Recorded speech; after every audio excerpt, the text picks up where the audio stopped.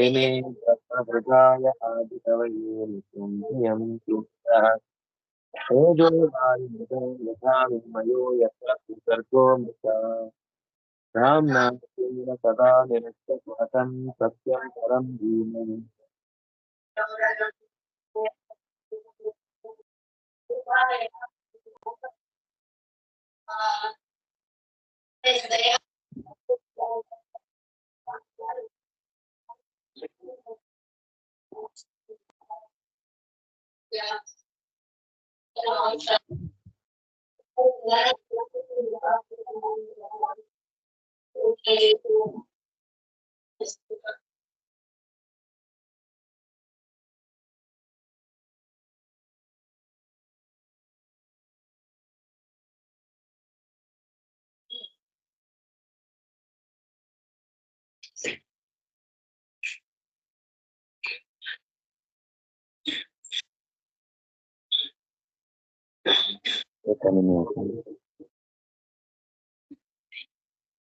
ಇದರಲ್ಲಿ ನನಗೆ voice repeat ಹೊಡಿತಾ ಇದೆ. ನಾನು ಇನ್ನೊಂದರಿಂದ ಕಾಲ್ ಮಾಡ್ತೇನೆ.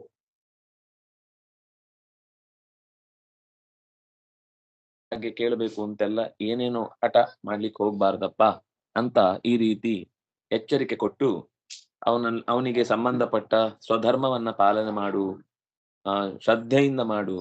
ಯಾರು ನನ್ನನ್ನ ವರ್ಣಾಶ್ರಮ ಧರ್ಮದಿಂದ ಆಚರಣೆ ಮಾಡಿ ಆರಾಧನೆ ಮಾಡುತ್ತಾನೋ ಅವನು ನಿಧಾನವಾಗಿ ದೇಹದ ಮೇಲಿನ ಭ್ರಮೆಯನ್ನ ಕಳ್ಕೊಂಡು, ಅಭಿಮಾನವನ್ನ ಕಳ್ಕೊಂಡು ನಿರ್ಮಲನಾಗಿ ಬ್ರಹ್ಮಾಪರೋಕ್ಷವನ್ನ ಪಡೆದ ಜ್ಞಾನಿ ಆಗ್ತಾನೆ ಅಂತೆಲ್ಲ ಹೇಳಿದ.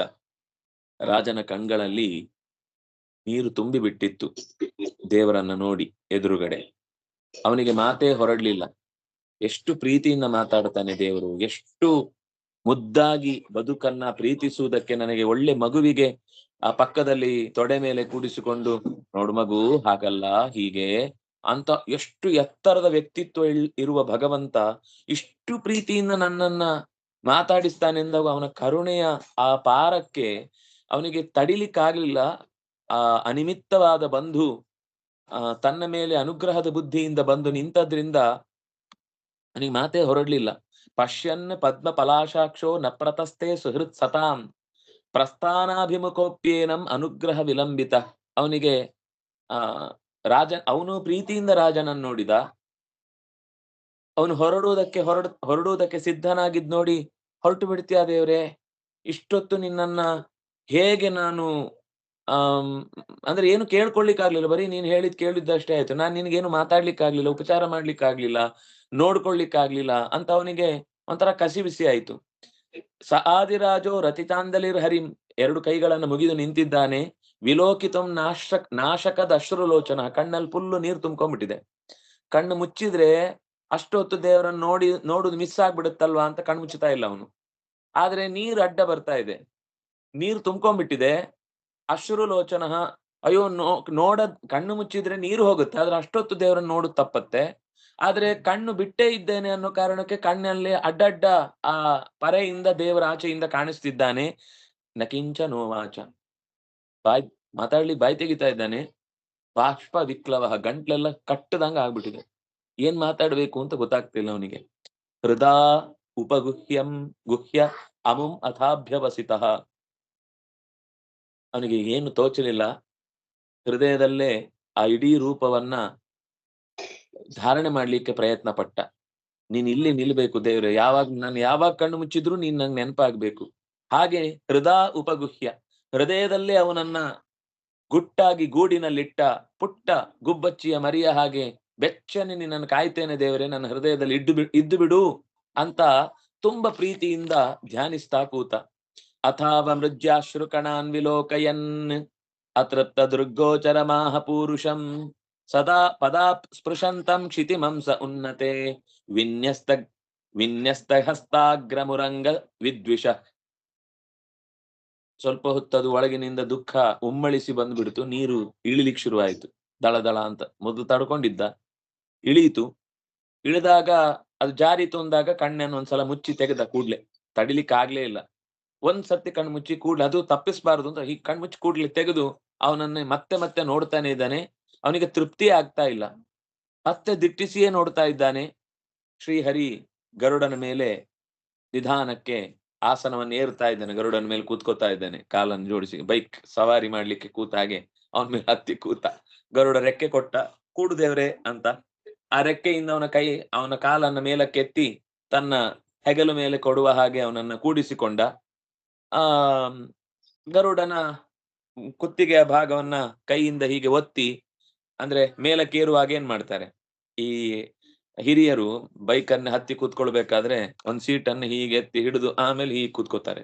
ಹಾಗೆ ಅವನು ತಲೆಯನ್ನ ಕುತ್ತಿಗೆ ಹತ್ತಿರದ ಭಾಗವನ್ನು ಹೀಗೆ ಒತ್ತಿ ವಿನ್ಯಸ್ತ ಹಸ್ತಾಗ್ರ ಮುರಂಗ ವಿದ್ವಿಷ.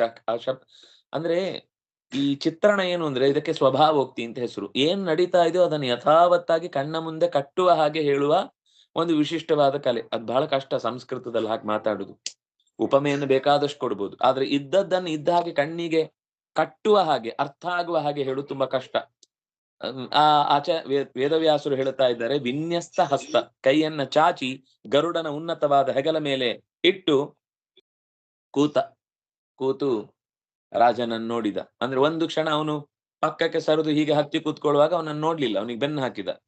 ಆದ್ರೆ ಕೂತ ಮೇಲೆ ಮತ್ತೆ ಹೀಗೆ ತಿರುಗಿ ಅವನನ್ನೇ ನೋಡ್ತಾ ಇದ್ದಾನೆ. ಪೃಥು ಮಾತಾಡ್ಲಿಕ್ಕೆ ಶುರು ಮಾಡ್ದ. ಅಷ್ಟರವರೆಗೆ ನೋಡ್ತಾ ನೋಡ್ತಾ ಖುಷಿಯಿಂದ ಮೈ ಮರ್ತಿದ್ದ. ಏನ್ ಮಾತಾಡ್ಬೇಕು ಅಂತ ಗೊತ್ತಾಗದೆ ಹೊರಟೋಗ್ತಾನೆ ಅಂತ ಗೊತ್ತಾಯ್ತಲ್ವಾ. ಅವಾಗ ಏನಾದ್ರೂ ಮಾತಾಡ್ಬೇಕು ಅಂತ ಅವನಿಗೆ ಒಳಗಿನಿಂದ ತುಡಿತ ಶುರುವಾಯ್ತು. ಅವನು ಹೇಳ್ತಾನೆ, ವರಾನ್ ವಿಭೋ ತ್ವದ್ ವರದೇಶ್ವರಾದ್ ಬುಧ ಕಥಂ ವೃಣೀತೆ ಗುಣ ವಿಕ್ರಿಯಾತ್ಮನಾಂ ಏನಾರಕಾಣಾಮಪಿ ಸಂತಿ ದೇಹಿನಾಂ ತಾನೀಶ ಕೈವಲ್ಯಪತೆ ವೃಣೀತಕ. ಓ ಪ್ರಭೋ, ಬ್ರಹ್ಮಾದಿ ದೇವತೆಗಳಿಗೂ ನೀನು ಒಡೆಯ. ಅವರೇ ಎಲ್ಲರಿಗೂ ವರ ಕೊಡುವವರು, ನೀನು ಅವರಿಗೆ ವರ ಕೊಡುವವನು. ನಿನ್ನಿಂದ ಯಾವ ಎಚ್ಚರ ಇದ್ದ ವಿವೇಕಿ ನನಗೆ ರಾಜ್ಯ ಬೇಕು, ಅಧಿಕಾರ ಬೇಕು, ಕೋಶದಲ್ಲಿ ಸಂಪತ್ತು ತುಂಬಬೇಕು,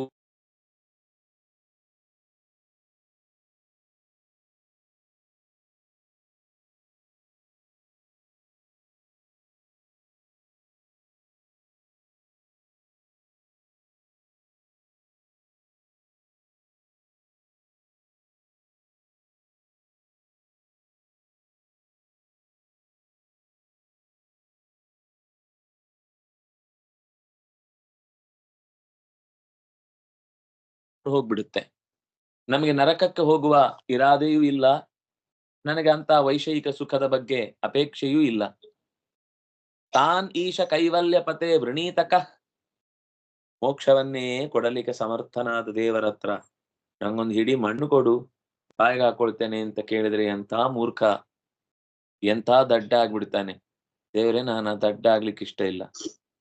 ನೀನು ಕಂಡಿ ಅಲ್ವಾ, ನಿನ್ನ ನೋಡಿದ್ನಲ್ವಾ, ಇದಕ್ಕಿಂತ ಹೆಚ್ಚಿನದ್ದೇನು ನನಗೆ ಕೇಳಬೇಕು ಅಂತ ಅನಿಸ್ತಿಲ್ಲ. ಯಾಕೆಂದ್ರೆ ಇದಕ್ಕಿಂತ ಮಿಗಿಲಾದ್ದಿಲ್ಲ. ಈ ಕ್ಷಣದ ಸುಖವೇ ಸಾಕು. ನಿನ್ನ ದರ್ಶನದ ಸುಖ ಇದೆಯಲ್ವಾ, ಅದರ ಮುಂದೆ ಜಗತ್ತಿನ ಉಳಿದ ಎಲ್ಲಾ ಸುಖಗಳು ಸೊನ್ನೆ. ನ ಕಾಮಯೇನಾತ ತದಪ್ಯಹಂ ಕ್ವಚಿನ್ನ ನ ಯತ್ರ ಯುಷ್ಮಚ್ಚರಣಾಂಬುಜಾಸವಂ ಮಹತ್ತಮಾಂತರ ಹೃದಯಾನ್ಮುಖಚ್ಯುತಂ ವಿಧತ್ಸ್ವಕರಣಾಮೃತಮೇಷಮೇ ವರಹ. ಒಂದು ವರ ಕೇಳ್ತೇನೆ, ನಿನ್ನ ಚರಣಾರವಿಂದದ ಮಕರಂದದ ಪಾನವಲ್ಲದೆ ಬೇರೆ ಏನನ್ನೂ ಬೇಡೆನು. ದುಂಬಿ ಮಕರಂದವನ್ನೇ ಬೇಡುತ್ತೆ, ಬೇರೆ ಏನನ್ನು ಕೇಳುವುದಿಲ್ಲ. ಹಾಗೆ ನಿನ್ನ ಚರಣಾರವಿಂದದ ಮಕರಂದವನ್ನ ಹೀರುವ ಜೇನು ನೊಣವಾಗಿ ನನ್ನನ್ನ ಆ ಹೀರುವ ಶಕ್ತಿಯನ್ನ ನನಗೆ ಕೊಡು. ಅದು ಬಿಟ್ಟು ಬೇರೇನನ್ನೂ ನಕಾಮಯೇ, ಬೇರೇನನ್ನೂ ನಾನು ಕೇಳಲಾರೆ. ನಯತ್ರ ಯಸ್ಮಚ್ಚರಣಾಂಬುಜಾಸವಂ ಮಹತ್ತಮ, ಇನ್ನೇನು ಪೂಜ್ಯರಾದ ಮಹಾಪುರುಷರ ಹೃದಯದಿಂದ ಬಾಯಿಯ ಮೂಲಕ ಹರಿದು ಬರುವಂತಹ ನಿನ್ನ ಪಾದ ಕಮಲಗಳ ನಾಮಸ್ಮರಣೆ, ಅಥವಾ ಅದರ ಮಹಿಮೆ ಇದು ನನ್ನ ಕಿವಿಗೆ ನಿರಂತರ ಬೀಳ್ತಾ ಇರ್ಲಿ. ಯಾರಾದ್ರೂ ದೊಡ್ಡವರು ಭಗವಂತನ ಕಥೆಯನ್ನ ಮತ್ತೆ ಮತ್ತೆ ಹೇಳುವ ಅವಕಾಶ ಸಿಕ್ಕಿದಾಗ, ಅವ್ರು ಹೇಳ್ತಾ ಇದ್ದಾಗ ನಂಗೆ ಕೇಳುವ ಅವಕಾಶವನ್ನ ಕೊಡು. ಎಂತ ಚಂದದ ಮಾತು. ವಿಧತ್ಸ್ವ ಕರ್ಣಾಮೃತ ಮೇಷತೆ ಮೇ ವರಹ. ನನಗೆ ವರ ಯಾವುದು ಅಂದ್ರೆ, ನಿನ್ನ ವಿಷಯದ ಮಾಹಾತ್ಮ್ಯ ಜ್ಞಾನದ ರಸ ಅಮೃತ ನನ್ನ ಕಿವಿಗೆ ನಿರಂತರ ಬೀಳ್ತಾ ಇರ್ಲಿ, ನನ್ನ ಕಿವಿ ಅದನ್ನೇ ಕುಡಿಲಿ, ಬೇರೆ ಏನು ಬೇಡ. ಕುಡಿಯುವುದು ಬಾಯಾದ್ರು ಇಲ್ಲಿ ಕಿವಿ ಕುಡಿಲಿ ಅಂತ ಕೇಳ್ತಾ ಇದ್ದಾನೆ. ಯಾಕೆಂದ್ರೆ ಅಮೃತ, ಕರ್ಣಾಮೃತಕ್ಕೆ ನಿಜವಾದ ರಸ ಯಾವುದು ಅಂದ್ರೆ ನಿನ್ನ ಪಾದಾಂಬುಜ. ನಿನ್ನ ಪಾದಾಂಬುಜ ಮಹಿಮೆಯೇ ಕರ್ಣಕ್ಕೆ ಅಮೃತದಂತೆ. ಇದೇ ನಾನು ಬೇಡುವ ವರ. ಸ ಉತ್ತಮ ಶ್ಲೋಕ ಮಹನ್ಮುಖಚ್ಯುತೋ ಭವತ್ಪದಾಂಬೋಜ ಸುಧಾಕಣಾನಿಲ ಸ್ಮೃತಿನ್ ಪುನಃ ವಿಸ್ಮೃತ ತತ್ವವರ್ತ್ಮನಾಂ ಕುಯೋಗಿನಾಂ ನೋ ವಿತರತ್ಯಲಂ ವರೈ. ಉತ್ತಮ ಕೀರ್ತಿಯುಳ್ಳವೋ ಹರಿಯೇ, ನಿನ್ನ ಪಾದ ಕಮಲದ ಅಮೃತ ಕಣಗಳನ್ನ ಹೊತ್ತ ಗಾಳಿ ನನ್ನ ಕಡೆಗೆ ಬೀಸಲಿ. ಅದು ಮಹಾತ್ಮರ ಮುಖದಿಂದ ನಿರಂತರ ಮತ್ತೆ ಹೊರಹೊಮ್ಮಿ ಬರುತ್ತಿರಲಿ. ತತ್ವ ಮಾರ್ಗವನ್ನ ಯಾರು ಮರೆತಿದ್ದಾರೋ ಅಂತಹ ಯೋಗ ಭ್ರಷ್ಟರಿಗೆ, ಪ್ರಾರಬ್ಧ ವಶದಿಂದ ಭಕ್ತಿಯನ್ನ ಮರೆತಂತಹ ನಮ್ಮಂಥವರಿಗೆ ಅದು ಮತ್ತೆ ತತ್ವಜ್ಞಾನವನ್ನು ನೀಡುತ್ತೆ. ಅದೇ ಸಾಕು, ಅದೇ ಬರಬೇಕು, ಬೇರೆ ಯಾವ ವರವೂ ಬೇಡ. ಕುಯೋಗಿನಾಂ, ಈ ರಾಜ್ಯಭಾರ ಮಾಡುವಾಗ ಎಷ್ಟೋ ಸಲ ಏನಾಗುತ್ತೆ, ಎಲ್ಲರ ಜೊತೆಗೆ ಬೆರೆತು ದೇವರೇ ಮರೆತೋಗ್ಬಿಡ್ತಾನೆ. ಜನರೆಲ್ಲ ಬಂದು ನಮಸ್ಕಾರ ಮಾಡಿದಾಗಲೆಲ್ಲ ಓ ನಾನೇ ದೊಡ್ಡವನು, ನನಗಿಂತ ದೊಡ್ಡವರಿಲ್ಲ ಅನ್ಸ್ಬಿಡುತ್ತೆ. ಅಥವಾ ಏನು ಅವರವರ ಕಷ್ಟ ಕೋಟಲೆಗಳನ್ನ ಮಾತಾಡ್ತಾ ಇರ್ಬೇಕಾದ್ರೆ ಆ ಕಷ್ಟದ ಬಗ್ಗೆ ತಲೆ ಕೆಡಿಸ್ಕೊಂಡು ನಾನೇ ಆ ಕಷ್ಟವನ್ನ ಪರಿಹರಿಸುವವನು, ಅವರೆಲ್ಲ ನಮಗೆ ನೀವೇ ದೇವ್ರು ಅಂತ ಬಿಟ್ಟಾಗ ಓಹ್ ನಾನೇ ದೇವ್ರು ಇರ್ಬೇಕೋ ಏನೋ ಅಂತ ಒಂದೊಂದ್ಸಲ ಅಕಸ್ಮಾತ್ ಆಗಿ ಭ್ರಮೆಯಿಂದ ಅನಿಸ್ಬಿಡುತ್ತೆ. 10 ಸರ್ತಿ 10 ಜನ ಹೇಳಿದಾಗ ಹೌದೋ ಏನೋ ಕೇಶವೋವಾಹಂ, ನಾನೇ ಯಾರಾದ್ರೂ ದೊಡ್ಡ ದೇವತೆ ಇರ್ಬಹುದು ಗೊತ್ತಿಲ್ಲ ಅಂತ ಒಳಗಿನಿಂದ ದುರಹಂಕಾರದಿಂದ ತಪ್ಪು ಚಿಂತನೆ ಬಂದೀತು. ಅದೊಂದು ಬರದ ಹಾಗೆ ಮಾಡು ದೇವರೇ, ಬೇರೆ ಏನು ಕೇಳ್ಕೊಳ್ಳಲ್ಲ. ನನಗೆ ಕೇಳುವ ಉದ್ದೇಶವೂ ಇಲ್ಲ, ಕೇಳಲಿಕ್ಕೆ ಮನಸ್ಸಿಲ್ಲ. ಆದ್ರೆ ನಿನ್ನ ಹತ್ರ ಬಂದಾಗ ಇದೊಂದು ಕೇಳ್ಬೇಕಾಗುತ್ತೆ. ಯಾಕಂದ್ರೆ ಬುದ್ಧಿ ಹಾಳಾಗಿ ಬಿಟ್ರೆ, ವಿವೇಕ ಹೊರಟು ಹೋಗ್ಬಿಟ್ರೆ, ಸತ್ಯವನ್ನು ಇಲ್ಲಿ ತನಕ ಕಂಡು ಕೂಡ ಮತ್ತೆ ಬೆನ್ನು ಹಾಕಿ ಕತ್ತಲೆಯ ಕಡೆಗೆ ಓಡುವಂತಹ ದುಸ್ಥಿತಿ ನನಗೆ ಬಂದೀತು. ಯಶಸ್ವಿವಂ ಸುಶ್ರವ ಆರ್ಯ ಸಂಗಮೇ ಯದೃಚ್ಛಯಾ ಚೋಪ ಶೃಣೋತಿ ತೇ ಸಕೃತ್ ಕಥಂ ಗುಣಜ್ಞೋ ವಿರಮೇತ್ ವಿನಾ ಪಶುಂ ಶ್ರೀರ್ಯತ್ ಪ್ರಭೌರೇ ಗುಣ ಸಂಗ್ರಹೇಚ್ಛಯ. ಮಂಗಳ ಕೀರ್ತಿ ಉಳ್ಳವೋ ಹರಿಯೇ, ಜ್ಞಾನಿಗಳ ಒಡನಾಟವನ್ನ ನನಗೆ ನಿರಂತರವಾಗಿ ಕೊಡು. ಅಂತಹ ಜ್ಞಾನಿಗಳು ಎದುರುಗಡೆ ಇದ್ದಾಗಲೂ ಅವರು ಹೇಳುವ ಒಳ್ಳೆ ಮಾತನ್ನ ಕೇಳಿಸಿಕೊಳ್ಳದ ಪಶು ಹಾಗೆ ನನ್ನನ್ನು ಮಾಡಬೇಡ. ಅದು ಕೂಡ ಪಾಪ ಕೆಲವೊಮ್ಮೆ ಕಿವಿ ಕೊಟ್ಟು ತಲೆ ಗೋಣಲ್ಲಾಡಿಸ್ತಾ ಇರುತ್ತೆ. ನೀವು ಹಸು ಹತ್ರ ಏನಾದ್ರೂ ಒಳ್ಳೆ ಹಾಡು ಹೇಳ್ತಾ ಇದ್ರೆ ಅದು ಎದುರು ಬಂದು ಮೈ ಸವರಿಕೊಂಡು ತನ್ನ ಭಾವನೆಯನ್ನು ವ್ಯಕ್ತಪಡಿಸುತ್ತೆ. ಮನುಷ್ಯರೇ ಎದ್ದು ಓಡ್ಬಿಡುದು, ಅಯ್ಯೋ ಅದೇನೋ ಹಾಡ್ತಾರಂತೆ, ಏನು ಬೇರೆ ಪುರುಸೋತಿಲ್ಲ, ಪುಂಗಿದಾಸ ಊದ್ತಾ ಇರ್ತಾನೆ, ಅದನ್ನೆಲ್ಲ ಕೇಳಿಕ್ ನಾವ್ ಇಲ್ಲಿ ತನಕ ಬರ್ಬೇಕಿತ್ತ, ನಾವೇ ರೇಡಿಯೋ ಹಾಕೊಂಡ್ರೆ ಹಾಡ್ ಬರಲ್ವಾ, ನಾವೇ ಕ್ಯಾಸೆಟ್ ಹಾಕೊಂಡ್ರೆ ನಮ್ ಕೇಳಲ್ವಾ ಅಂತ ಅವ್ರವ್ರದ್ದೇ ಕೆಲವು ಲಾಜಿಕ್ಗಳನ್ನ ಇಟ್ಕೊಂಡು ನಿನ್ನ ನಾಮಸ್ಮರಣೆ ಮಾಡುವಾಗ ಅವ್ರು ಬೆನ್ನ ಹಾಕೊಂಡು ಎಲ್ಲೋ ಓಡ್ತಾರೆ. ಅಂತ ದಡ್ಡತನವನ್ನ ಮಾತ್ರ ಕೊಡಬೇಡ, ಆ ಪಶುತ್ವವನ್ನ ಮಾತ್ರ ನನಗೆ ತರಬೇಡ. ಯಾರು ಗುಣಗ್ರಾಹಿಯಾದವನು ಭಗವಂತನ ಕಥಾಶ್ರವಣ ಆಗುವಾಗ ಸಾಕುರಿ ಎಷ್ಟು ಅಂತ ಕೇಳುದು ಅದೇ, ಮತ್ತೆ ಮತ್ತೆ ಅದನ್ನೇ ಕೇಳಬೇಕು ಅಂತ ಹೇಳುವುದೇ ಇಲ್ಲ. ಕೇಳಿದಷ್ಟು ಕಥಾಶ್ರವಣ ಮಾಡೋ ನಿರಂತರ ಅಂತ ದಾಸರು ಒಂದ್ ಕಡೆ ಹೇಳ್ತಾರೆ. ಹಾಗಾಗಿ ಮಹಾಲಕ್ಷ್ಮಿಯೂ ಕೂಡ ನಿನ್ನ ಮಹಿಮೆಯನ್ನ ಮತ್ತೆ ಮತ್ತೆ ಕೇಳಬೇಕು ಅಂತ ಬಯಸ್ತಾಳೆ. ಅವಳಿಗೆ ನಿನ್ನ ಬಗ್ಗೆ ತಿಳಿದಿದೆ ಅನ್ನುವ ವಿಷಯವನ್ನ ತೆಗೆದುಕೊಂಡಾಗ ಅವಳಷ್ಟು ತಿಳಿದವರೇ ಇಲ್ಲ. ಆದ್ರೆ ಅವಳು ಇನ್ನೂ ತಿಳ್ಕೋಬೇಕು ಅಂತ ಆಸೆ ಪಟ್ಟು ನಿನ್ನನ್ನ ಇಷ್ಟಪಡ್ತಾಳೆ, ನಿನ್ನ ಸೇವೆ ಮಾಡ್ತಾಳೆ. ನಿನ್ನ ಎಷ್ಟು ಸಾವಿರ ಜನ ಕೆಲಸದವರಿದ್ರು ಕೂಡ ಆ ಎಲ್ಲ ಕೆಲಸದವರು ಅವ್ರವ್ರ ಕೆಲಸ ಮಾಡ್ತಾ ಇದ್ರೆ, ನೀನು ಅವಕಾಶ ಸಿಕ್ಕಿದಲ್ಲೆಲ್ಲ ನಾನೇ ಒಂದು ರೂಪದಲ್ಲಿ ಮಾಡ್ತಾ ಇರ್ತಾರೆ, ಇನ್ನೊಂದು ಕಡೆ ಯಾರೋ ಕೆಲ್ಸಕ್ಕೆ ಬರ್ತಾರೆ, ನೀನ್ ಹೋಗ್ ನಾ ಮಾಡ್ತೇನೆ ಅಂತ ಇನ್ನೊಂದು ರೂಪ ತಗೊಳ್ತಾಳೆ. ಕಾಲೊತ್ತುತ್ತಾ ಇರ್ತಾಳೆ. ಈ ಕಡೆಯಿಂದ ತಲೆ ನಿಧಾನಕ್ಕೆ ಸೌರಿ ಬಾಚ್ಬೇಕಿರುತ್ತೆ ಅಂದ್ರೆ ಸೀದಾ ಅವಳೇ ಬರ್ತಾಳೆ, ತಾನೇ ಬಾಚ್ತೇನೆ ಅಂತ ಬರ್ತಾಳೆ. ಇನ್ನೊಂದೇನೋ ನೀರು ತಂದು ಕೊಡ್ಬೇಕು, ನಾನೇ ಬರ್ತೇನೆ ಅಂತ ಹೇಳಿ ಇನ್ನೊಂದು ರೂಪದಿಂದ ಸೀದಾ ನೀರು ತಗೊಂಡ್ ಬರ್ತಾಳೆ. ಮತ್ತೆ ಯಾರೋ ಹಾಡ್ಬೇಕು ಅಂತಾರೆ, ಆಗ ಅವಳೇ ಇನ್ನೊಂದು ರೂಪದಿಂದ ತಗೊಂಡು ತೊಡೆ ತಟ್ಕೊಂಡು ಹಾಡ್ತಾ ಕೂತ್ಕೊಳ್ತಾಳೆ. ಹೀಗೆ 10,000 ರೂಪಗಳಲ್ಲಿಯೂ 10 ಕಡೆಗಳಲ್ಲಿ ಭಗವಂತನನ್ನ ಬೇರೆ ಬೇರೆ ಸನ್ನಿವೇಶಗಳಲ್ಲಿ ತಾನೇ ಒಂದೊಂದು ರೂಪದಿಂದ ಬಂದು ದೇವರ ಸೇವೆಯನ್ನ ಮಾಡುವಷ್ಟು ಅವಳಿಗೆ ಆಸಕ್ತಿ. ಬೇರೆಯವ್ರ ಮೇಲೆ ಕೊಟ್ಟೆ ಕಿಚ್ಚಲ್ಲ, ನನಗಾಗುವ ಕೆಲಸ ನಾನೇ ಮಾಡ್ತೇನೆ, ಬೇರೆಯವ್ರ ಹತ್ರ ಹೇಳುದು ಬೇಡ ಅಂತ. ಬೇರೆಯವರಿಗೆ ಮತ್ತೆ ಬೇರೆ ಕೆಲಸ ಇರುತ್ತೆ, ಅದನ್ನ ಮಾಡ್ತಾರೆ. ಅವ್ರಿಗೆ ಕೆಲಸವೇ ಇಲ್ಲದ ಹಾಗೆ ಮಾಡ್ಲಿಲ್ಲ. ಆದ್ರೆ ಮಾಡುವ ಕೆಲಸದಲ್ಲಿ ತಾನು ಗುಣಗ್ರಾಹಿಣಿಯಾಗಿ ಮತ್ತೆ ಮತ್ತೆ ಹೊಸ ಹೊಸ ಕೆಲಸಗಳು ಏನೇ ಬಂದ್ರು ಅದನ್ನ ನಿಷ್ಠೆಯಿಂದ ಮಾಡ್ತಾ ಇರ್ತಾಳೆ. ಅಥಾಭಜಂ ತ್ವಾಕಿಲ ಪೂರುಷೋತ್ತಮಂ ಗುಣಾಲಯಂ ಪದ್ಮಕರೇವಲಾಲಸ ಅಪ್ಯಾವಯೋರೇಕಪತಿ ಸ್ವಧೋ ಕಲಿ ನ ಸ್ಯಾತ್ ಕೃತಶ್ಚರಣೈಕತಾನಯೋಃ. ಸರ್ವೋತ್ತಮನಾದ ಭಗವಂತನನ್ನು ಆಸಕ್ತಿಯಿಂದ ಮಹಾಲಕ್ಷ್ಮಿ ಮತ್ತೆ ಮತ್ತೆ ಸೇವಿಸುವಂತೆ ನಾನೂ ನಿನ್ನನ್ನ ಸೇವೆ ಮಾಡ್ಲಿಕ್ಕೆ ಬಯಸ್ತೇನೆ. ಒಂದು ರೀತಿಯಲ್ಲಿ ಪಾದ ಸೇವೆಯನ್ನು ಆಶ್ರಯಿಸಿದ ನನಗೆ ಆ ಎಲ್ಲೋ ಒಂದೊಂದು ಸರ್ತಿ ಕರ್ಮದ ದೋಷದಿಂದ, ಅಜ್ಞಾನದಿಂದ ನಿನ್ನ ವಿಷಯದಲ್ಲಿ ನಾನು ತಪ್ಪು ತಿಳ್ಕೊಳ್ಬಹುದು. ಅಥವಾ ಇನ್ನೊಬ್ಬನ ಜೊತೆಗೆ ಸ್ಪರ್ಧೆಯಿಂದ ಅವನೇನು ಅಷ್ಟು ತಿಳ್ಕೊಳ್ಳುದು, ನಾನೇ ತಿಳ್ಕೊಳ್ಬೇಕಿತ್ತು. ಅವನಿಗೇನಾದ್ರೂ ಸಿಗದ ಹಾಗೆ ಮಾಡ್ಬೇಕು. ನೀನ್ ಇನ್ನೊಂದ್ ಕಡೆಗೆ ಹೋಗೋ, ಇವತ್ತೇನು ಇಲ್ಲ ಅಂತ ಕಳಿಸಿ ನಾನೊಬ್ಬನೇ ನಿನ್ನ ಸೇವೆ ಮಾಡ್ಲಿಕ್ಕೆ ಬಂದು ಕೆಲವೊಮ್ಮೆ ಅಸೂಯೆ ಪಡಬಹುದು. ಅದು ಗೊತ್ತಿಲ್ಲ, ದಡ್ಡತನ ಹಾಗಿರುತ್ತೆ.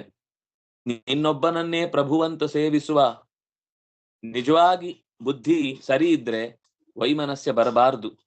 ಬಂದ್ರೆ ಯಾವತ್ತು ದೇವರನ್ನ ಪ್ರೀತಿಸುವವನ ಜೊತೆಗೆ ನಮಗೆ ದ್ವೇಷ ಬಂತು ಅಂದ್ರೆ ಅದು ನಮ್ಮ ಜ್ಞಾನ ಹಿಂದಕ್ಕೆ ಹೋಗ್ತಾ ಇದೆ ಅಂತ ಅರ್ಥ. ದೇವರನ್ನ ಪ್ರೀತಿಸುವವರನ್ನ ಕಂಡಾಗ ನಮ್ಮ ಮನಸ್ಸು ಅರಳಬೇಕು. ನಮ್ಗಷ್ಟು ಆಗ್ಲಿಲ್ಲ ಅಂದ್ರೆ ನಾವಷ್ಟ ಆಗಬೇಕು ಅಂತ ಅನ್ನೋದಕ್ಕೆ ಪ್ರಯತ್ನ ಪಡಬೇಕು ಹೊರತು ಅವನಿಗೆ ಆಗದ ಹಾಗೆ ಮಾಡ್ಲಿಕ್ಕೆ ಅವನ ಜಪಕ್ಕೆ ಉಪದ್ರ ಕೊಡುದೋ, ಅವನ ಅಧ್ಯಯನಕ್ಕೆ ತೊಂದರೆ ಮಾಡುದೋ, ಅಥವಾ ಅವರ ಆ ಭಕ್ತಿಯನ್ನ ಅವಗಣನೆ ಮಾಡಿ ತಮಾಷೆ ಮಾಡುವುದು, ಇಂಥದ್ದನ್ನೇ ಯಾವತ್ತೂ ಮಾಡಬಾರದು. ಯೋಗ್ಯತೆಯಲ್ಲಿ ನಾನು ಕಡಿಮೆಯವನಾದ್ರೆ ದೇವ್ರು ನನಗೆ ಬೇಕಾದ್ದನ್ನೇ ಕೊಡ್ತಾನೆ. ಕಮ್ಮಿ ಇರ್ಬೋದು, ಈಗ ಪ್ರಯತ್ನ ಪಡ್ತೇನೆ. ನಾನು ಇನ್ನೂ ಚೆನ್ನಾಗಿ ದೇವರಿಗೆ ಹತ್ರ ಆಗ್ಬೇಕು ಅಂತ ಏನ್ ಮಾಡ್ಬೇಕು ಅದನ್ನ ಮಾಡುವ ಪ್ರಯತ್ನ ಮಾಡ್ತೇನೆ. ನಿನ್ನ ಸೇವಾವಕಾಶವನ್ನ ನಿನ್ನ ಸೇವೆಯನ್ನ ಮಾಡುವ ಅವಕಾಶವನ್ನ ನನಗೆ ಯಾವತ್ತಿಗೂ ತಪ್ಪಿಸ್ಬೇಡ, ಅಷ್ಟೇ ನಾನ್ ನಿನ್ನ ಹತ್ರ ಬೇಡಿಕೊಳ್ಳುವುದು. ಅಲ್ಪ ಸೇವೆ ಮಾಡಬಹುದು ನಾನು, ಆದ್ರೆ ನೀನು ಕೊಡುವ ಫಲ ತುಂಬಾ ಮಹತ್ವದ್ದು. ಸ್ವಲ್ಪಮಪ್ಯಸ್ಯ ಧರ್ಮಸ್ಯ ತ್ರಾಯತೆ ಮಹತೋ ಭಯಾತ್. ಅದು ನಿನ್ನ ಗುಣ. ಅದು ಸ್ವಲ್ಪ ಧರ್ಮ ಮಾಡಿದ್ರು ಮಹತ್ತರವಾದ ಫಲವನ್ನ ಕೊಡ್ತಿ. ನಿಮ್ಗೇನು ಸ್ವಲ್ಪ ಧರ್ಮ ಅಂತಂದ್ರೆ, ಈಗ ವಿದ್ಯಾರ್ಥಿಯಾಗಿ ಸ್ವಲ್ಪ ಅಲ್ಪ ಧರ್ಮ ಅಂದ್ರೆ ಯಾವುದು ಅಂತಂದ್ರೆ, ನಮ್ಗೆ ಈಗ ಅಧ್ಯಯನ ಮಾಡುವುದೇ ಧರ್ಮ. ಅದನ್ನ ಚೆನ್ನಾಗಿ ಮಾಡಿದ್ರೆ ಸಾಕು. ಅದು ಬೇಕಿದ್ರೆ ನಮಗೆ 100 ಗ್ರಂಥಗಳ ಉಲ್ಲೇಖ ಮಾಡಿ ಅಧ್ಯಯನ ಮಾಡ್ಲಿಕ್ಕೆ ಆಗ್ಲಿಲ್ಲ. ಆದ್ರೆ ನಮ್ಗೆ ಏನ್ ಅಧ್ಯಯನಕ್ಕೆ ಅಂತ ಯಾವುದೋ ಒಂದು ಉಪನಿಷತ್ತಿನ ತುಂಡು ಭಾಗವೋ ಅಥವಾ ಯಾವುದೋ ಒಂದು ಕಥೆಯ ಮುಖ್ಯ ಭಾಗವೋ ಅದನ್ನಾದ್ರೂ ನಿಷ್ಠೆಯಿಂದ ಅಧ್ಯಯನ ಮಾಡಿ ಅದರ ಅಭಿಪ್ರಾಯವನ್ನು ಹೃದ್ಗತ ಮಾಡಿಕೊಂಡು ಅದರಂತೆ ಚೂರಾದ್ರೂ ಬದುಕ್ಲಿಕ್ಕಾಗತ್ತಾ ಅಂತ ಪ್ರಯತ್ನ ಮಾಡಿದ್ರೆ ಅದು ಮಹತ್ತರವಾದ ಫಲವನ್ನೇ ಕೊಡುತ್ತೆ. ನೀವು ಕಥೆ ಕೇಳಿದ್ಮೇಲೆ ರಜೆಯಲ್ಲಿ ನಿಮ್ಮ ಊರುಗಳಲ್ಲಿ ಒಂದು 10 ಜನರನ್ನೋ 15 ಜನರನ್ನೋ ಸೇರಿಸಿ ಒಂದು 5 ದಿವಸನೋ 7 ದಿವಸನೋ ಶಿಬಿರ ಮಾಡ್ಬೇಕು. ಆಗ ನೀವು ಇಲ್ಲಿ ಕೇಳಿದ್ದಕ್ಕೆಲ್ಲ ನಿಜವಾದ ಕೃತಜ್ಞತೆಯನ್ನು ಅರ್ಪಿಸಿದಾಗ ಆಗುತ್ತೆ. ಆ ಕಥೆಯನ್ನ ನಮಗೆ ಕೊಟ್ಟಂತಹ ಋಷಿಗಳಿಗೆ ಕೃತಜ್ಞತೆ ಅರ್ಪಿಸಿದಾಗ ಆಗುತ್ತೆ. ಅದಕ್ಕೆ ವ್ಯವಸ್ಥೆ ಮಾಡಿದ ಇಲ್ಲಿಯ ಗುರುಕುಲದ ವ್ಯವಸ್ಥೆಗೂ ನಾವು ಕೃತಜ್ಞತೆ ಅರ್ಪಿಸಿದಾಗ ಆಗುತ್ತೆ. ಹಾಗಾಗಿ ನಮ್ಮ ನಿಜವಾದ ಕರ್ತವ್ಯ ಏನು, ಅದು ಅಲ್ಪವೇ ಅಂತ ಅನ್ನಿಸ್ಬೋದು. ನಾವು 5 ಜನಕ್ಕೆ ಮಾಡಿದ್ದು ತೊಂದ್ರೆ ಇಲ್ಲ. ನಾವು 15 ಜನಕ್ಕೆ ಮಾಡಿದ್ದು ತೊಂದ್ರೆ, 100 ಜನರನ್ನು ಸೇರಿಸ್ಲಿಕ್ಕೆ ಆಗ್ಲಿಲ್ಲ, ಬೇಡ. 15 ಜನಕ್ಕೆ ನಾವು ಒಬ್ಬೊಬ್ರು ಮನೆಯಲ್ಲಿ ನಮ್ಮ ಪರಿಸರದಲ್ಲಿ, ಎಲ್ಲೋ ಮನೆ ಅಂದ್ರೆ ಮನೆ ಅಲ್ಲ, ಒಂದು ದೇವಸ್ಥಾನ ಇರ್ಬೋದು, ಒಂದು ಮನೆ ಇರ್ಬೋದು, ಒಂದು ಮಂದಿರ ಇರ್ಬೋದು, ಒಂದು ಸಮಿತಿ ಇರ್ಬೋದು, ಅಥವಾ ಯಾವುದೋ ಒಂದು ಶಾಲೆ ಇರ್ಬೋದು. ಒಂದು ಮೊದಲೇ ಅದಕ್ಕೊಂದು ಪ್ರಿಪರೇಷನ್ ಮಾಡಿಕೊಂಡು ಅಂತಹ ವಿದ್ಯಾರ್ಥಿಗಳನ್ನ ಆಸಕ್ತರನ್ನ ಸೇರಿಸಿ ಅರ್ಧ ಮುಕ್ಕಾಲು ಗಂಟೆ ಆದ್ರೂ ಸಾಕು ದಿನಕ್ಕೆ. ಮೊದಲಿಗೆ ಆರಂಭದಲ್ಲಿ ಅವರೇ ಹೇಳ್ತಾರೆ, ಆಮೇಲೆ ಅಕ್ಕ ಇನ್ನೊಂಚೂರು ಜಾಸ್ತಿ ಮಾಡಕ್ಕ ಅಂತ ಕೇಳ್ತಾರೆ, ಅಣ್ಣ ಇನ್ನೊಂಚೂರು ಹೆಚ್ಚು ಹೇಳೋಣ ಅಂತ ಕೇಳ್ತಾರೆ. ಹಾಗ್ ನಾವು ತಯಾರಾಗ್ಬೇಕು. ಪ್ರಿಪರೇಷನ್ ಇಲ್ದೆ ಸುಮ್ನೆ ಹೋಗಿ ಓ ಅಂತ ಉದೋ ಅಂತ ಊದಿದ್ರೆ ಯಾರು ಬರಲ್ಲ. ಅಯ್ಯೋ ಏನೋ ಪುಸ್ತಕದಲ್ಲಿ ಪಡ್ಕೊಳ್ತಾ ಇದ್ದಾರೆ, ನಮ್ಗೆ ಬೇರೆ ಕೆಲಸ ಇದೆ ಅಂತ ಎದ್ದು ಹೋಗ್ತಾರೆ.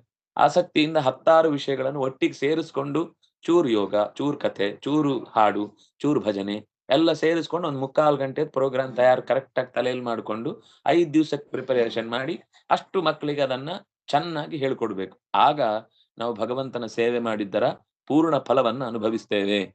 ಹಾಗಾಗಿ ತಕ್ಕ ಫಲವನ್ನ ಕೊಟ್ಟು ನೀನು ಮಹತ್ವಕ್ಕೆ ನನ್ನನ್ನ ಮಹತ್ವಕ್ಕೆ ಏರಿಸುವನಾಗಿದ್ದಿ.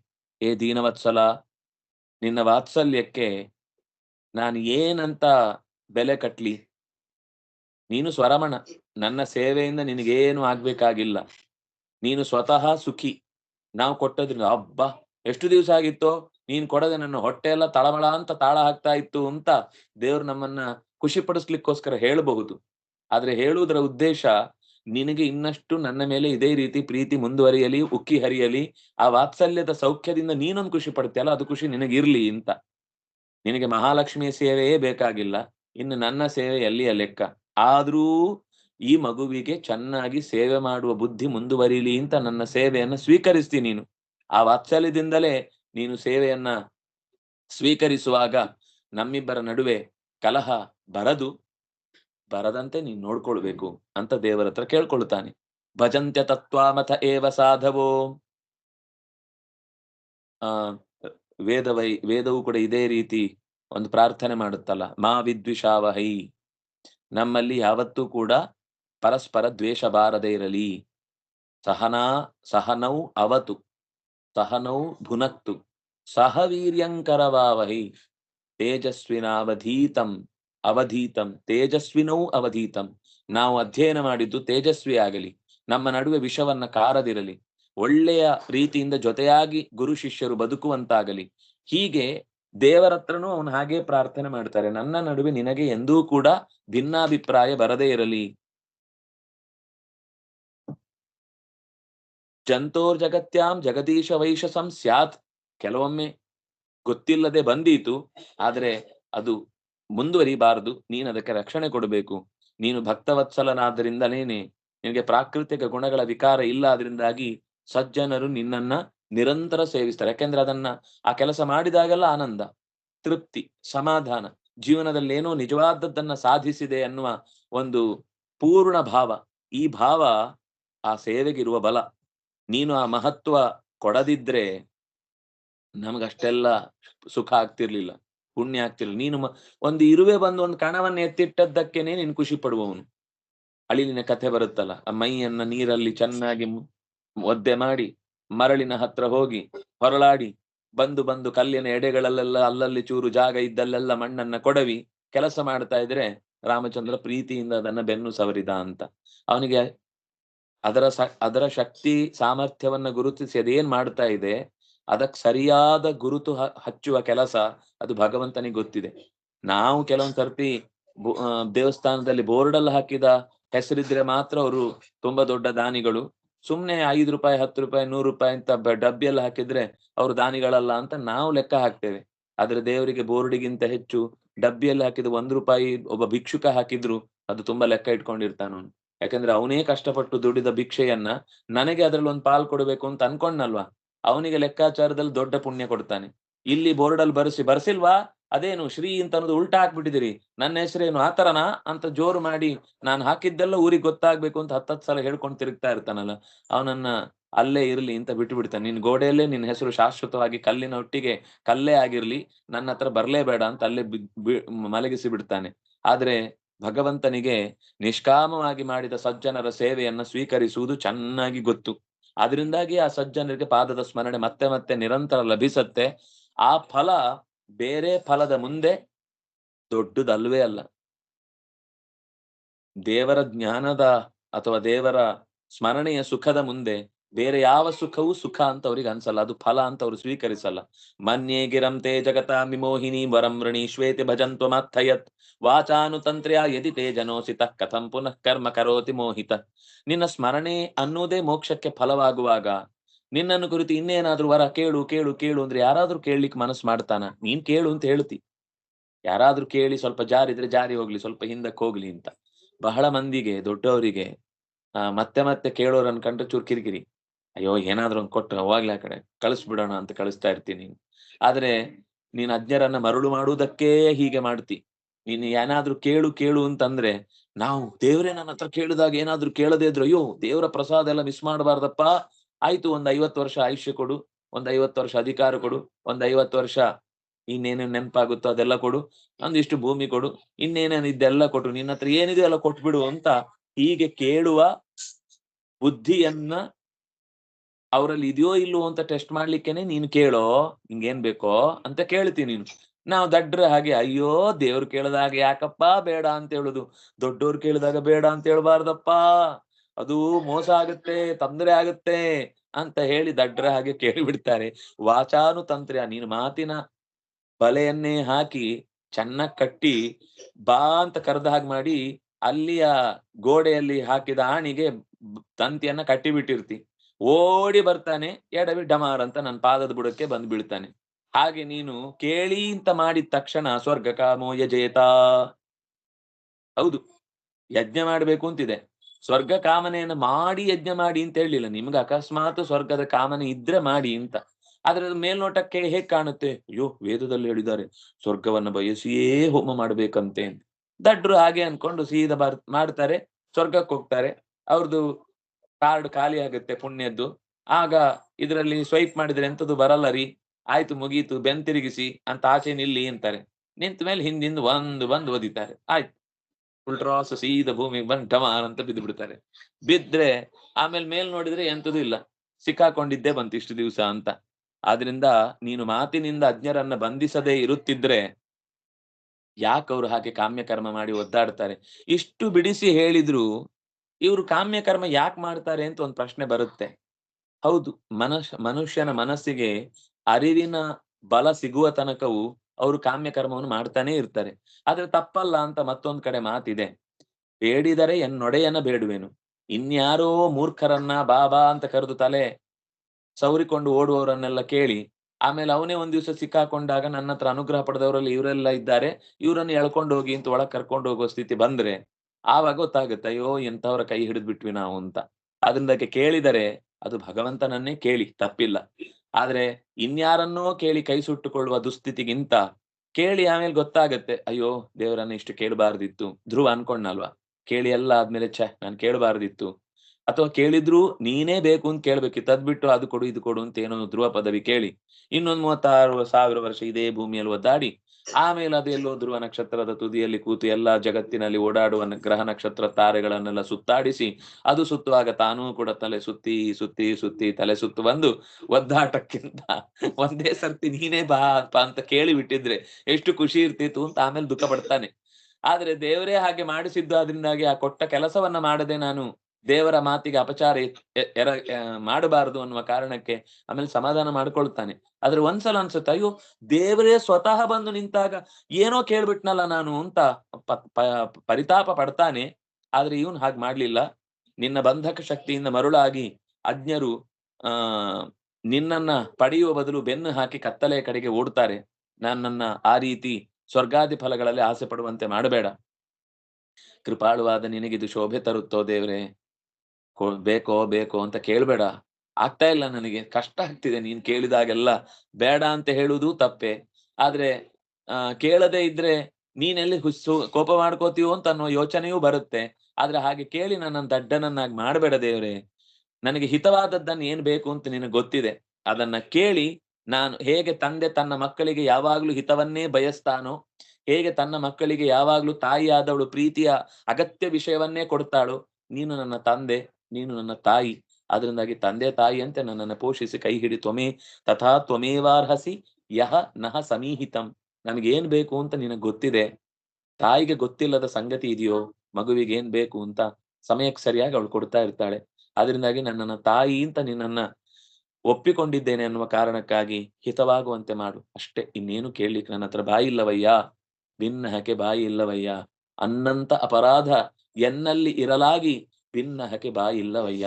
ನಾನು ಅನಂತ ಪಾಪಗಳ ದುರಂತಗಳನ್ನೆಲ್ಲ ಮಾಡಿ ಮಾಡಿ ಮಾಡಿ ಮಾಡಿ ನಿನ್ನ ಹತ್ರಕ್ಕೆ ಬಂದಾಗ್ಲೂ ತಲೆಪೂಸಿ ಬೆನ್ನು ಸವರಿ ಹೇಗಪ್ಪ ಇದ್ದಿ ಅಂತ ಕೇಳುವ ಆ ಮಾತಿಗೆ ನಾನು ಏನು ಪ್ರತಿಕ್ರಿಯೆಯನ್ನು ಕೊಡ್ಲಿ? ಮಾತಿಲ್ಲ ನನ್ನ ಹತ್ರ ಅಂತಾನೆ.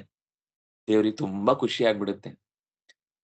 ಸಾಧುತೇ ವಸಿತಂ ರಾಜನ್ ಆಶಾಸ್ತೇನ ಯದಾಶಿಷಃ ಸ್ವರ್ಗಾಪವರ್ಗ ನರಕಾನ್ ಸಮಂ ಪಶ್ಯತೆ ಮತ್ಪರ. ಮಗು, ಲೌಕಿಕ ಸುಖವನ್ನು ನೀನ್ ಬಯಸ್ಲಿಲ್ಲ, ನಿನ್ನ ನಿರ್ಧಾರ ಸರಿಯಾದದ್ದಿದೆ. ಖುಷಿ ಆಯ್ತು ನನಗೆ.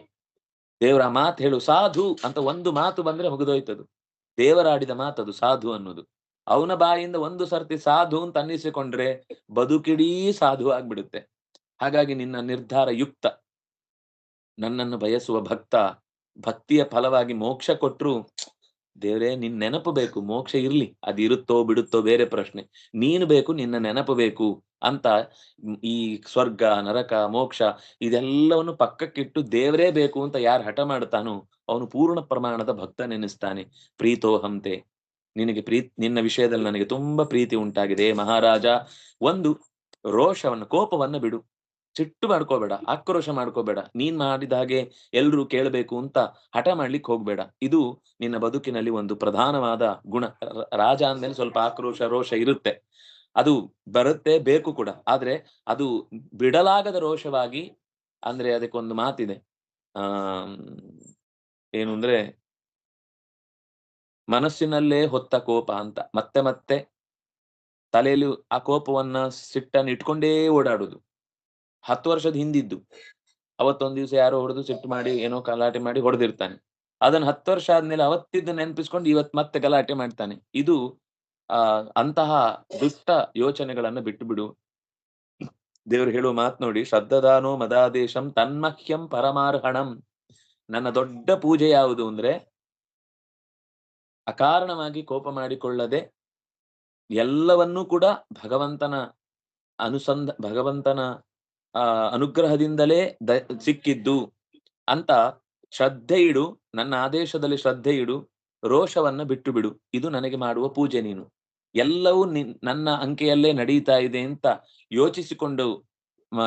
ಯೋಚಿಸಿಕೊಂಡು ಕರ್ತವ್ಯದಲ್ಲಿಯೇ ಶ್ರದ್ಧಾವಂತನಾಗಿ ನಡೆಯುವುದೇನಿದೆ, ಇದೇ ನನಗೆ ಮಾಡುವ ಪೂಜೆ. ನಾನು ಪ್ರಸನ್ನನಾಗಿದ್ದೇನೆ ಅಂತ ಹೇಳ್ತಾನೆ.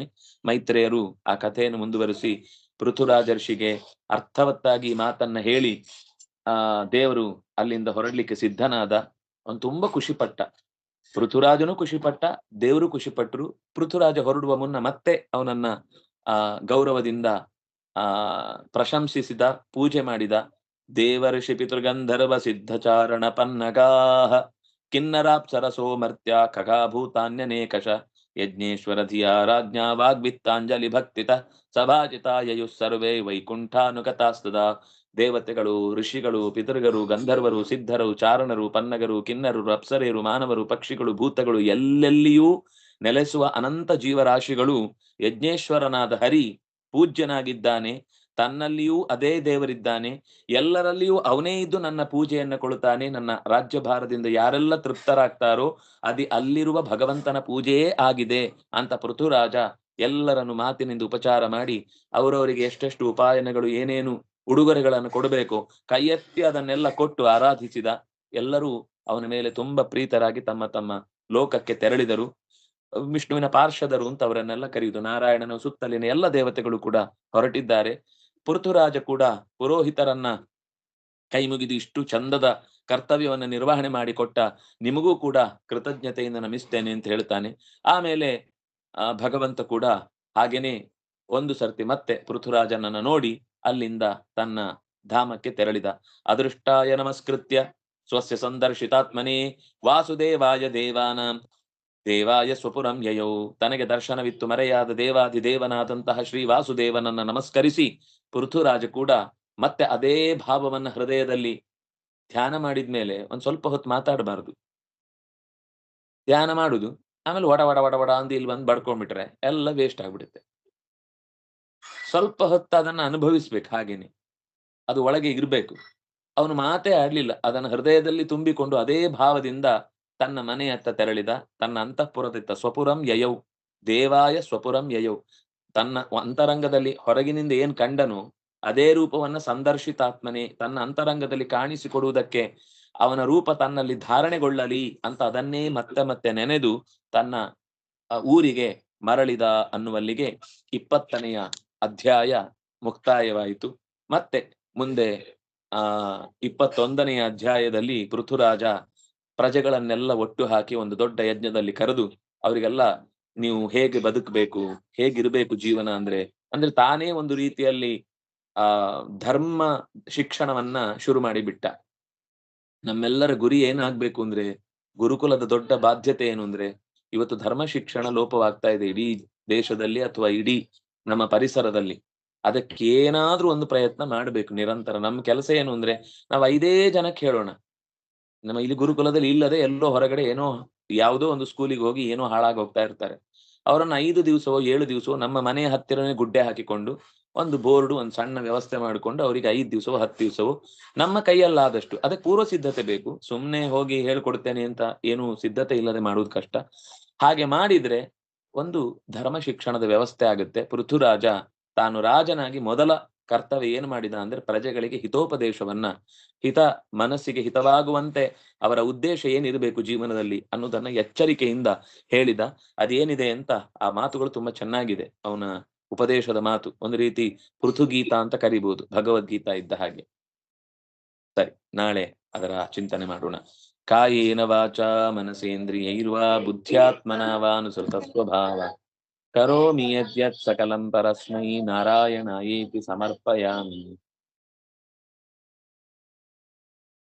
ತಪಸ್ವಿನೋ ದಾನಪರಾ ಯಶಸ್ವಿನೋ ಮನಸ್ವಿನೋ ಮಂತ್ರವಿದಸ್ಸು ಮಂಗಲಾಃ ಕ್ಷೇಮಂ ನ ವಿಂದಂತಿ ವಿನಾಯ ದರ್ಪಣಂ ತಸ್ಮೈ ಸುಭದ್ರ ಶ್ರವಸೇ ನಮೋ ನಮಃ. ಬ್ರಹ್ಮಾರ್ಪಣಂ ಬ್ರಹ್ಮಹವಿಃ ಬ್ರಹ್ಮಾಗ್ನೌ ಬ್ರಹ್ಮಣಾಹುತಂ ಬ್ರಹ್ಮೈವ ತೇನ ಗಂತವ್ಯಂ ಬ್ರಹ್ಮಕರ್ಮ ಸಮಾಧಿನಾ. ಧರ್ಮಂತು ಸುಖಿನಃ ಸರ್ವೇ ಸಂತು ನಿರಾಮಯಾಃ ಸರ್ವೇ ಭದ್ರಾಣಿ ಪಶ್ಯಂತು ಮಾ ಕಶ್ಚಿತ್ ದುಃಖಭಾಗ್ ಭವೇತ್. ಧರ್ಮಸ್ಯ ವಿಜಯೋ ಭೂಯಾತ್ ಅಧರ್ಮಸ್ಯ ಪರಾಭವಃ ಸದ್ಭಾವನಾ ಪ್ರಾಣಭೃತಾಂ ಭೂಯಾದ್ ವಿಶ್ವಸ್ಯ ಮಂಗಲಂ. ಶ್ರೀಕೃಷ್ಣಾರ್ಪಣಮಸ್ತು. ಶ್ರೀ ಹರಿಪ್ರಿಯತಾಂ. ಎಲ್ಲರಿಗೂ ಒಳ್ಳೆಯದಾಗಲಿ. ನಾಳೆ ಕೃಷ್ಣಾಷ್ಟಮಿ. ಚೆನ್ನಾಗಿ ಭಗವಂತನ ನಾಮಸ್ಮರಣೆಯ ಜೊತೆಗೆ ವಿಷ್ಣು ಸಹಸ್ರನಾಮಾದಿ ಪಾರಾಯಣ ಎಲ್ಲ ಸತ್ಕರ್ಮಗಳನ್ನು ಮಾಡೋಣ. ಶ್ರೀ ಹರಿಪ್ರಿಯತಾಂ.